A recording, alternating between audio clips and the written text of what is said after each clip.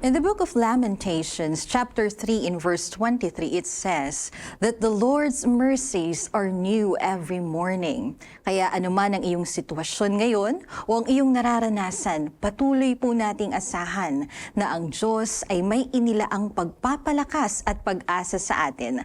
At sa umaga pong ito ay sa pamamagitan ito ng kanyang mga salita na ipaglilingkod sa atin ng lingkod ng katotohanan, our beloved Apostle Jonathan S. Ferriol. Purihin ng Panginoon. Sa mga sandaling ito ay ating pagbubulayan ang kanyang mga banal na mga salita at bago natin gawin ito, tayo muna ay manalangin. Ama naming Diyos, kami po'y nagpapasalamat sa iyo sapagkat muli meron kaming pagkakataon na amin pong mapagbulayan ang iyong mga salita. Ang mga salita mo ang nagbibigay sa amin ng katibayan sa panahon ng mga kahinaan at liwanag sa panahon namin ngayon na napakadilim.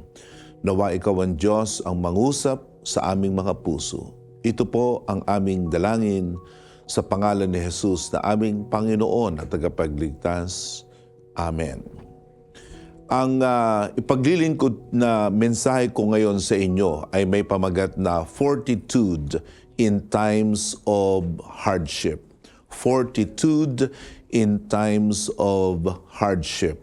Ang ibig sabihin ng fortitude ay lakas o katibayan, lalong-lalo na ng ating pagkataong loob. At ang ating pong teksto sa umagang ito ay ating masusumpungan sa aklat ng mga Santiago sa Kapitulo 1 sa mga talatang 2 at 3. Consider it pure joy, my brothers and sisters, whenever you face trials of many kinds, because you know that the testing of your faith produces perseverance. Dito natin makikita na mayroong pangangailangan na tayo ay maging matibay sa panahon na ito na ating kinasasadlakan. We are currently in a season of deepening crisis. And this is because of the ongoing hostilities in the Middle East. At dito sa bansang Pilipinas, sa kasawiang palad, ito ang nakakalungkot na katotohanan that these hardships that is economical in nature is actually being made worse by the systemic corruption that we pretty much see prevalent in many of our government institutions. At bilang mga mananampalataya, tayo po ay hindi nabubuhay sa isang tinatawag na bubble. We do not live in a bubble wherein we are untouched and unaffected by the crisis around us. Lahat ng mga Pilipino ngayon, mayaman o mahirap man, ay naaapektuhan ng krisis na ito na sa ating obserbasyon ay lalong lumalala at lumalalim sa pagdaan ng panahon na ito. And these hardships, although they are economical at the surface, but the effects, the impact can also be felt in our spiritual condition. At dahilan dito ay ang tao ay naghahanap ng kanyang matatakbuhan, naghahanap ng kanyang masasaligan sa panahon ng crisis na ito. And this is basically what Filipinos are looking for. We are looking for a source of strength and a source of our stability. And usually we turn to these conventional places or sources of what we perceive are sources of strength, such as money, such as alliances, partnerships, and opportunities. Ito ngayon ang hinahanap ng marami sa atin na mga kababayan. Dahilan dito sa lumalala na krisis sa ating panahon. And like what I mentioned to you, this started from the political, economical aspects of the world affairs, but eventually it is affecting our mental state, our emotional state, and even our spiritual state. But then again, here at Oras ng Katotohanan, we would like to present to you a place, a source, where our strength can really be found. The scriptures, the Word of God tell us that when hard times hit, we must turn to God. Ito ang itinuturo sa atin ng banal na kasulatan. In the book of John, chapter 16, in verse 33, I have told you these things so that in me you may have peace. In this world you will have trouble, but take heart, I have overcome the world. We can see here a very honest take of Jesus about world affairs, that despite our growing sophistication and the advancement of modernity in our society, yet the hardships and the troubles in our lives are proving to be inescapable. And hindi natin matakasan at hindi natin malayuan ang mga masasamang kaganapan sa ating panahon. And when this kind of hardships hit us, they make us depressed, they discourage us, and they make us feel inadequate and helpless. But then again, thanks be to God, because Jesus Christ has presented himself as the one who has overcome the world. Because Jesus Christ is the Son of God, and there is nothing in our world that could match his power. And Jesus Christ has overcome the world and everything in it by his suffering and by his death and resurrection at the cross. By the death of Jesus Christ and by his subsequent resurrection, Jesus Christ has overcome everything that the world is throwing at us. Alam niyo po, itong mga krisis na ating nakikita sa ating panahon ngayon at sa atin ay nakaka-apekto, ito ay bunga ng kasalanan. Sin brings about breakdown. It brings about ruin and destruction. And who among us can overcome sin? Sinong tao ang may kapangyarihan na daigin ang kasalanan? Walang tao na may kapangyarihan na labanan, daigin, mapagtagumpayan ang kasalanan. Sa katunayan, sinasabi ng banal na kasulatan ng lahat ng tao ay makasalanan at bunga nito ang tao ay nabigo na bigyan ng kaluguran ang ating Panginoong Jesus. Subalit sa Panginoong Jesus ay naiiba ang kwento at ang salaysay. Sa Panginoong Jesus ay meron tayong katagumpayan. Jesus Christ himself said that in this world you will have trouble, but take heart. Take heart, I have overcome the world.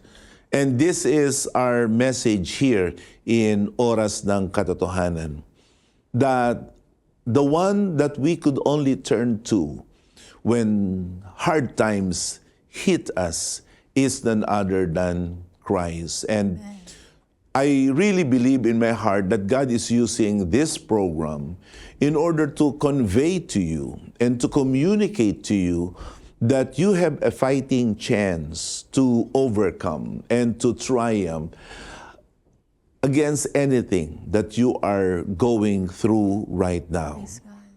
But at this point, it begs the question, what does it mean to turn to God? Ano ba ang kahulugan? Yang tayo ay ibaling natin ang ating sarili sa Panginoon. What does it really mean that we must turn to God? Una, to turn to God means to repent. Yung tayo ay magsisi. Yan ang paraan para maranasan natin ang katunayan, ang realidad ng kapangyarihan ng Diyos. Sabi nga ng Panginoong Jesus, in this world you will have trouble, but take heart, I have overcome the world. And how do you benefit from Christ? How can you have Christ in your life that will enable you to overcome whatever is in the world? We must turn to God. And to turn to God means to repent. Yung tayo ay magsisi. In the book of Acts, in chapter 3, in verse 19, it says, repent, turn to God, so that your sins may be wiped out, that times of refreshing may come from the Lord. To repent means to change. It's about face. The world today is facing sin. We are in this path of sin and disobedience and rebellion against the will of God. Regardless of your status in life, marahil ikaw ay relihiyoso, marahil ikaw ay mabait na tao, pero sa harap ng Diyos, lahat tayo ay makasalanan. Romans 3:23 tells us that all of us are sinners. And the only way for us to address effectively sin is not to embellish it, not to justify it, not to rationalize it. Rather, we must repent from it. Amen. We must repent from our sins. And repentance is actually God's call for us. In the book of 2 Peter, it tells us that we are to repent from our sins because God doesn't want anyone to perish. It says here in 2 Peter chapter 3 in verse 9, the Lord is not slow in keeping His promise, as some understand slowness. Instead, He is patient with you. That's how good God is. That's how merciful He is to you and me. He's patient. He's patient, He's long-suffering. Pinagtsatsagaan tayo ng Panginoon. Amen. Marahil ikaw yung tipo ng tao na matagal mo nang nadadama ang panawagan ng Diyos sa iyong buhay at meron ka ng mga karanasan na parang ikaw ay pinalalapit ng Diyos sa Kanya. Or maybe you have attended the Home Free Global Crusade that the PMCC Fourth Watch has been holding recently. Or maybe you have attended one of our services in the church. Or maybe nakaranas ka na kung saan maliwanag sa iyo na ang Panginoon ay parang dinadala ka sa Kanya, but you continue to resist. You continue to push back against God. Yet again, God is patient. He doesn't want you to perish, but He wants you to repent. The Bible says He doesn't want anyone to perish, but everyone to come to repentance. And today is that day that we must turn to God. Ito ang araw na dapat nating ibaling ang ating puso at isip sa Diyos, na ating pagsisihan ang ating mga kasalanan. Sapagkat ang kasalanan ay mabigat. We cannot wink at sin, and more often than not, we think sin is just sin. We do not see sin the way God sees it. Tayo ay napakababaw ng ating pananaw sa kasalanan. Parang may pagmamapuri pa na tayo ay gumagawa ng kasalanan. Subalit sa Diyos, ang kasalanan ay ang magbubulid sa atin sa impyerno, sa dagat-dagatang apoy. Sin is what is going to kill us, and sin is meant to be penalized by God. In Romans 6:23, it says, the wages of sin, the penalty of sin is death. That's why God wants us to repent from our sins. Nais niya na tayo magsisi sa ating mga kasalanan. Nais niya na baguhin natin ang ating mga lakad, ang ating takbo ng ating buhay, at tayo ay magsisi at bumalik sa Kanya. Kaya ang tunay na pagsisisi ay nilalakipan ito ng masidhing damdamin. The Bible says in the book of 2 Corinthians in chapter 7, in verse 10, that godly sorrow brings repentance. Godly sorrow brings repentance.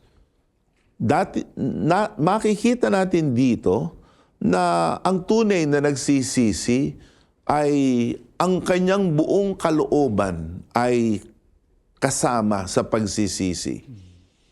We cannot simply repent mechanically or just for the sake of repenting. But the one who truly repents is one who is sorrowful. Siya ay mayroong masidhing kalungkutan, masidhing damdamin sa kanya na kanyang nabigo ang Diyos, na kanyang nalapastangan ang Diyos. At dahilan dito ay ayaw niyang magpatuloy sa kanyang mga kasalanan. And so, if you are now in this life of sin, it's not yet too late for us to change. God wants us to change. He is patient with you. And He doesn't want you to continue in the path of self-destruction. And rest assured, we will be destroyed by our sins. Wala pang tao na gumagawa, nabubuhay sa kasalanan na nakatatakas sa katuwiran ng Diyos. We can run away from it, yes, but there's no way we can escape the long arm of divine justice and righteousness. All of us eventually will be penalized, but why choose to die? Why choose to suffer when you can be forgiven, when you can be prospering, where you can enjoy God for eternity? So, what we must do is to repent. And to repent is to put away the ways of the world, ang mga daan ng sanglibutan, ang kaisipan ng sanglibutan. Sapagkat sinasabi sa aklat ng Roma sa kapitulo 8 sa mga talatang 5 at 6, those who live according to the flesh have their minds set on what the flesh desires. But those who live in accordance with the Spirit have their minds set on what the Spirit desires. The mind governed by the flesh is death, but the mind governed by the Spirit is life and peace. So we must repent from having that mindset, yung isip na makamundo, isip na makasanglibutan.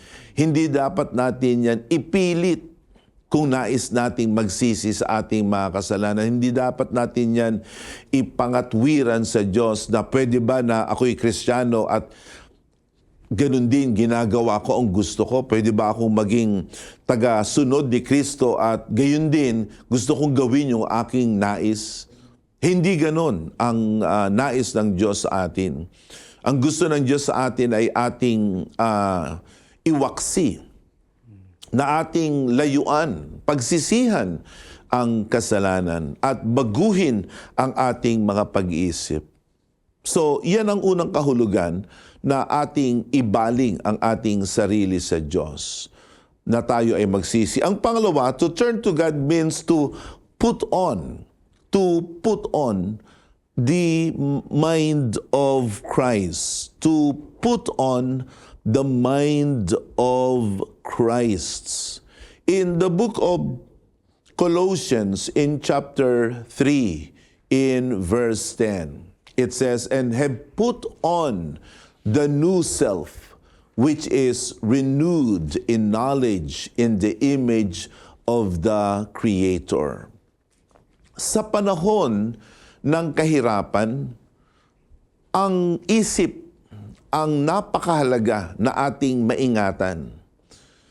Sapagkat kapag ang isip natin ay ang unang manghina, ang isip natin ang unang bumitiw, mawalan ng pag-asa, kahit tayo ay may lakas pa sa physical nating pangangatawan, ay tapos na ang laban. Yeah. You cannot allow your inner self, you cannot permit your mind to be overwhelmed by the crisis around us. Kailangan ang ating isip ay matibay. Yan ang ibig sabihin ng fortitude. It is inner strength. At ngayon, madaming mga tao ang parang sila ay malakas sa pangangatawan nila, sila ay parang may kaya at sinasabi sa buhay nila, subalit nagbimistulang mahina sila at sila ay naaalipin ng mga kahirapan at ang mga bunga ng kahirapan sa ating panahon. I strongly encourage you to be strong in your mind and in your heart, to fortify your mind and your heart. With what? With the very mind of Christ. Because like what we have read a while ago, only Christ has overcome the world. Amen. And Christ has a very powerful mind. Iba ang isip ng Panginoong Jesus. Kaya kapag ang isip mo'y baguhin at palitan mo ang iyong makamundo, makasarili, makasanglibutan na pag-iisip ng pag-iisip ni Kristo, magiging malakas ka. Hindi ka maaalipin ng anumang mga nangyayari sa sanglibutan na ito. You will become invincible, impervious against all these, attacks of the enemy in your head and in your heart. Because the mind of Christ is counterintuitive against the mind of the world. Makikita natin sa aklat ng James sa chapter 1 sa verse 2. Consider it pure joy. When you really come to think of it, it is counterintuitive. This is quite unconventional. Karaniwan, pagka marami tayong problema, marami tayong mga binabaka sa buhay at dinadala sa buhay, ang ating damdamin, ang ating tugon ay yung tayo malungkot, yung tayo ay ma-depress, pero ang isip ni Kristo, especially when you are staying in the path that is straight and narrow, especially when you are really following the will of God in your life, and despite your obedience to the will of God, here you are being buffeted, you are being assaulted and attacked on every side by all kinds of negativity. You know, the mind of Christ says, do not despair, do not be hopeless, but consider it pure joy when you face trials of many kinds. And so today we are facing an assortment of trials, economic trials, physical trials and hardships and what have you. But it is when we take on the mind of Christ that we will be able to see ourselves stronger than the things that are happening around us. You know, it's noteworthy that the joy of the Lord is actually powerful than the sorrow and the sadness and the desperation brought about by the crisis in our time.